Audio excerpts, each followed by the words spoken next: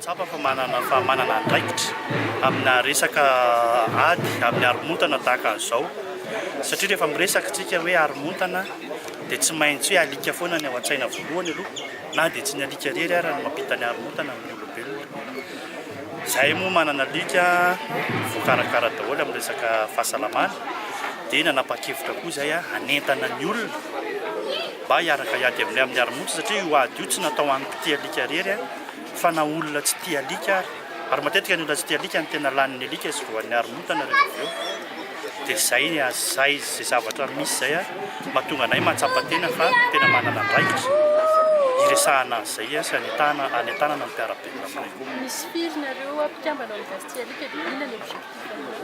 Ny mpikambana aminay moa zany aloha zany ny ao an-linina 507,000. Ny tanjonay dia mifanakalo hevitra makasika fomba fitaizana alika ho fampitaiza momba ny tokony fitondrantenan'ny tsirairay manana alika eo anivon'ny fiarahamonina zay tsy voatery olona tia alika daholo. Zay zany aloha no tanjonay. Ankoatran'izay dia ny fanatsarana ny rasina alika rehetra misy eto Madagasikara.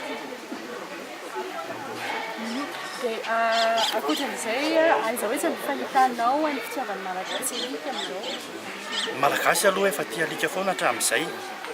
saingy ny fomba fitaizana azy tsy dia haintsika loatra satria variana hoe mbola kely izy dia mahafatifaty dia trotrona dia hoentina ao an-trano dia safosafona sy ny tariny fa rehefa mialehibe dia tsy raharahiana intsony dia lasa mirenireny sy manaikitra olona nefa tsy voara-maso ara-pahasalamana dia izay dia efa antony anankiray mety hisy riska hanitatra an'ilay resaka haromontana. Alika zany dia ohatran'ny zava-manana rehetrarehetra ihany izy mety marary misy karazany maro ny aretina mety mahazo azy ohatra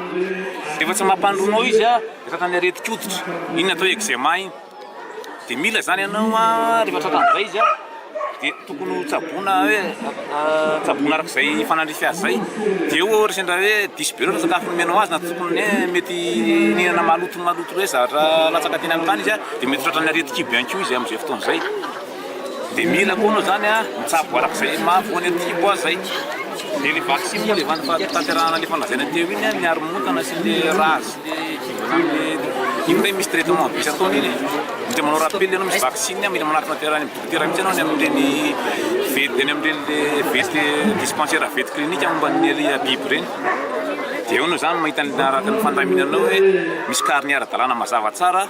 irikanao amin'ny zavatra izay satria ny dokotera mandanjala mahafantatra ny zavatra iny amin'izao ny fanaovana an'ity vaksiny ity eto ny rappelany dia milamina tsara ianao amin'ny resaka vaksiny zay. Zay zany hoe mety ambangovango tsotra momba an'ilay aretina zany fa mety azo misy mety beda be ny aretina mety hipetaka raha amin'io ohatra izy sendra miady tampoka izy milipelika ianao dia miady izy ohatr'izany dia efa iny dia efa aretina hafa indray iny zany tsabona araka ny mila manao traitement an'iny koa na pansement sy ny sisa fa mila fitandremana be amin'ny alika fa miankina amin'ny zava-misy zany araka ny toetrandro sy ny zavatra mety azo azy no hitsabonao azy zany dia efa milamina be dia efa mandeha daholo lanjalanjana daholo na sakafo hohaniny zany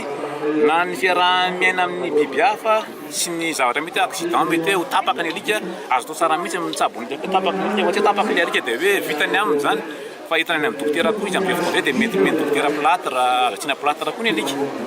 dia miverina normal ny tany zany rehefa avy eo dia manana alika amin'ny forme tsara ianao.